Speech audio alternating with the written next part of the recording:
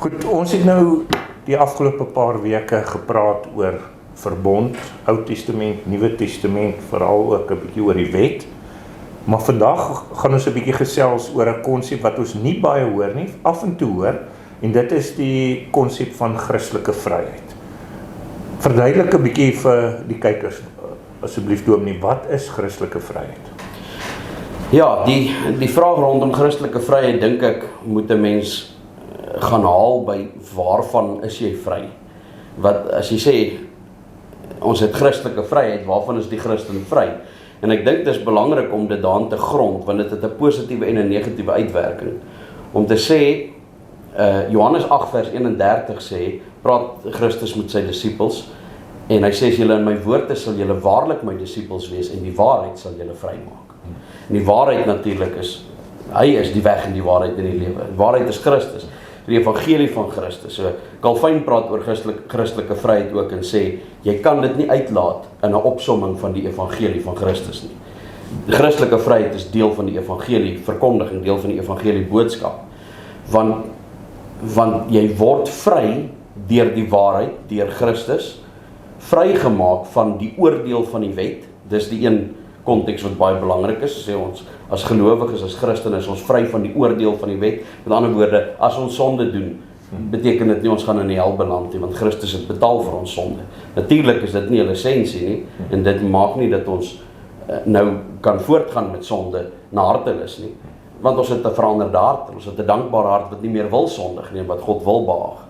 Maar ons is vry van die oordeel van die wet, en dan is ons vry om te leef volgens die oorvloed wat ons in Christus ontvang.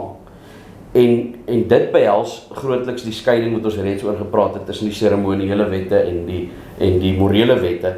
Te sê, in die Ou Testament was daar streng wetgewing op Israel, te sê, julle mag net sekere goed eet, want julle moet anders wees as die ander volk, julle moet heilig wees. En in die Nuwe Testament kry Petrus natuurlik die laken wat sê, eet. En hy sê, maar dis onrein, en die Here sê vir hom, wat ek rein verklaar het, mag jy nie onrein ag nie. Met ander woorde, en dit word in die Nuwe Testament oor en oor herhaal, daar's niks wat onrein is nie, ons kan alles eet. Maar dan kry ons in Romeine 14, hierdie waarskuwing, wat vir ons sê, en elders in Galasiërs praat ook daarvan, kry ons hierdie waarskuwing wat sê, maar almal is nie op dieselfde plek in hulle vordering in die geloof nie. Almal is besig alle gelowiges is besig met 'n pad van heiligmaking, maar daar is sommige gelowiges wat nog swak is, en dis waarskynlik in Romeine vir alle verwysing na die Christene wat uit die Jodendom oorgekom het, en wat nog so 'n bietjie vasgehou het aan die wette, en nog nie heeltemal verstaan het dat hulle dit kan laat gaan, die seremoniele wette nie. Dat hy sê, jy kan alles eet, en alles is geoorloof, en niks is onrein nie, maar as daar 'n broeder is, wat dink dis sonde om hierdie vleis te eet, moet dit dan nie eet nie, terwille van hom, ten minste nie wanneer hy by is nie. En wanneer daar iemand is wat dink jy moet nog die Ou Testamentiese Joodse Sabbat hou, moet hom nie daarin verhinder nie.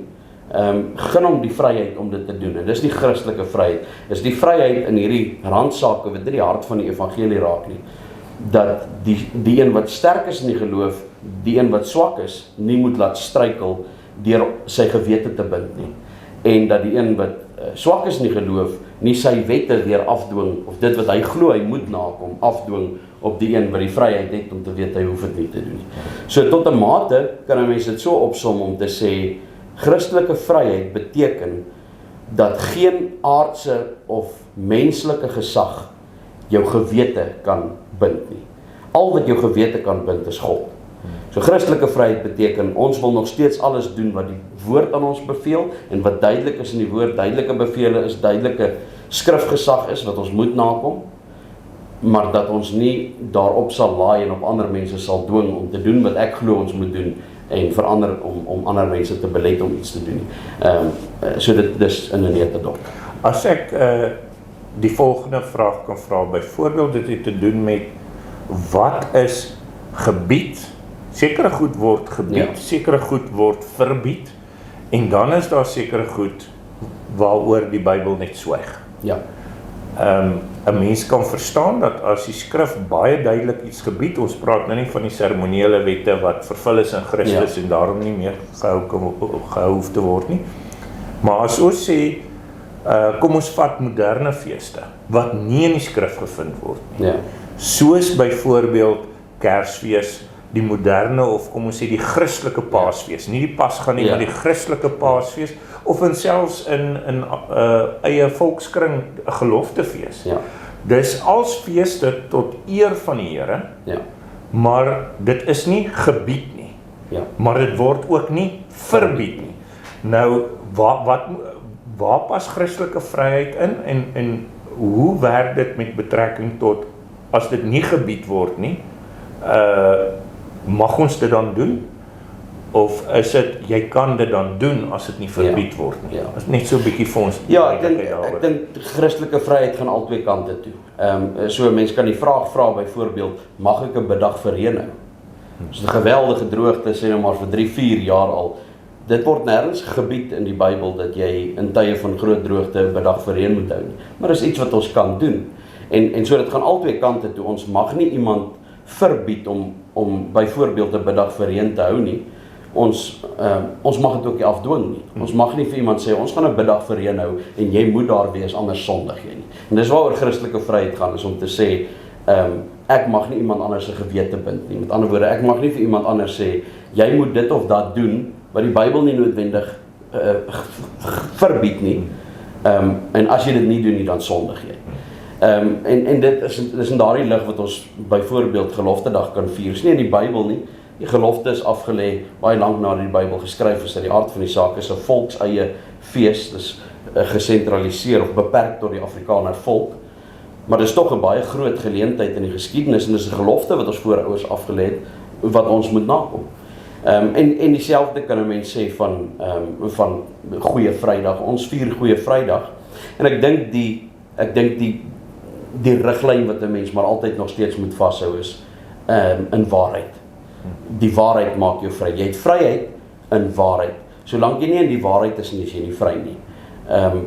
Daar's 'n baie mooi verduidelikingkie wat John MacArthur gegee het van 'n wiskundige wat met 'n som worstel.